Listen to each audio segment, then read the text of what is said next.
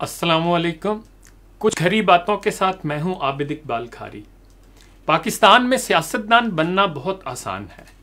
आप भी अगर एमपीए या एमएनए बनना चाहते हैं तो मैं आपको कुछ आसान से तरीके बता देता हूं। बस आपने इन पर अमल करना है और आप हमारे मुल्क के कामयाब सियासतदान बन जाएंगे। पहले तो ये समझ लें कि इलेक्शन लड़ने के लिए आपका फुल बदमाश नहीं तो कम से कम बदमाश टाइप होना जरूरी है।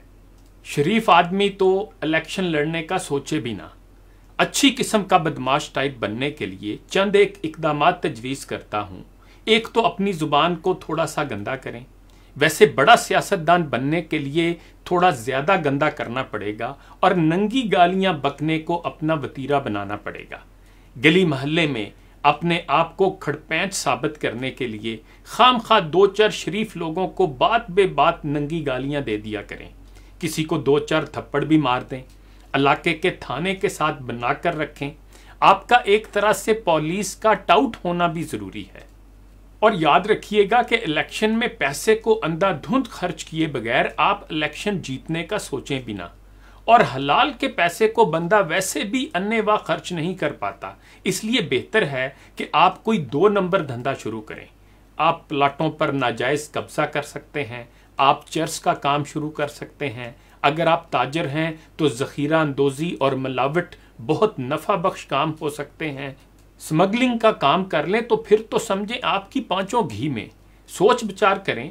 आप माशाल्लाह पाकिस्तानी हैं, कई 2 नंबर तख्लीकी काम यकीनन आपके जहन में जल्दी आ जाएंगे।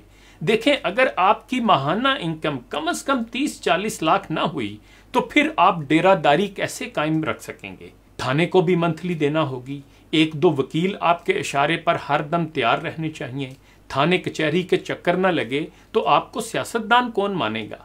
4-5 बॉडीगार्ड्स भी आपने जरूर रखने हैं। बल्कि अब तो असेंबलियों में जिस तरह हाथापाई होती है, मैं तो ये भी तजवीज करूंगा कि आप मार्शल आर्ट्स भी जरूर सीखें और इसके साथ साथ गालियों का कोई कोर्स भी करें।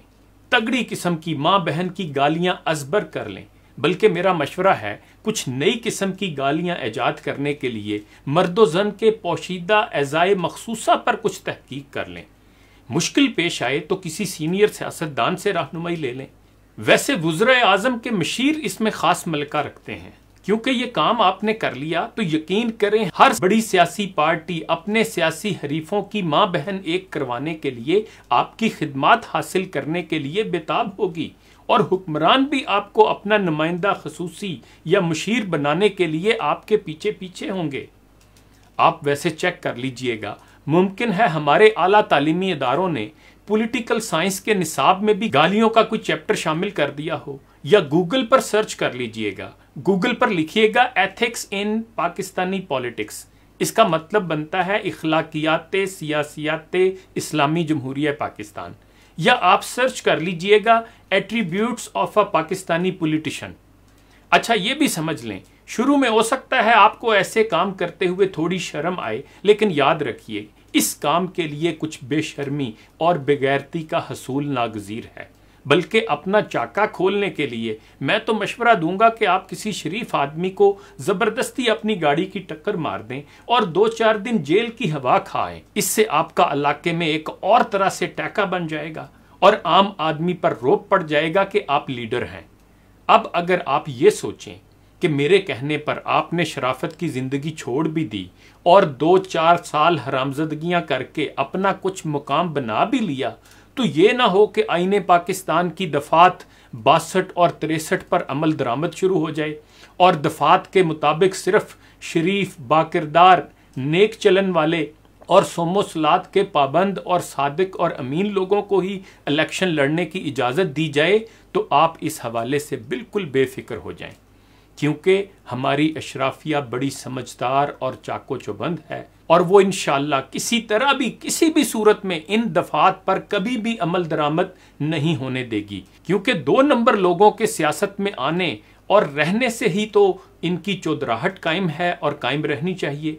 अगर मेरी बातों पर खुद से अमल करने की हिम्मत आपको नहीं पड़ रही तो चंद दिन इंतजार कर लें। मुझे यकीन है हमारा मुआशरा तेजी से जिस तरफ जा रहा है, इसके नतीजे में अनकरीब हर शहर में स्कूल ऑफ बगैरती या इंस्टीट्यूट ऑफ बेशर्मियों हटदर्मी इन पॉलिटिक्स या university of applied corruption sciences जैसे अदारे खुल जाएंगे, आप उनमें दाखिला ले लीजिएगा।